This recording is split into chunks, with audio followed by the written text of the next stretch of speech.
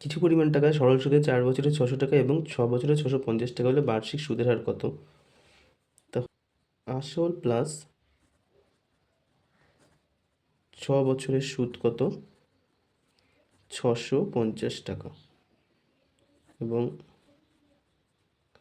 আসল প্লাস 4 বছরের সুদ বলেছে কত টাকা আমাদের? 600 টাকা। তো মাইনাস করে দিলে আসল আসল কেটে যাবে, থাকবে 2 বছরের সুদ কত?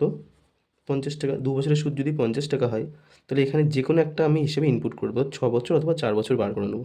তবে 4 বছরের সুদ তাহলে কত হবে? 4 বছরের সুদ আসবে কত আমার? 100 টাকা। এবার 4 বছরের সুদ আসল কত ছিল? কত? 600 টাকা। তার মধ্যে সুদ কত? 100 টাকা। তাই তো? তাহলে আসল পেয়ে যাবো না আমি? আসল কত বেরোবে? আসল বেরোবে 600 মাইনাস 100, 500 টাকা।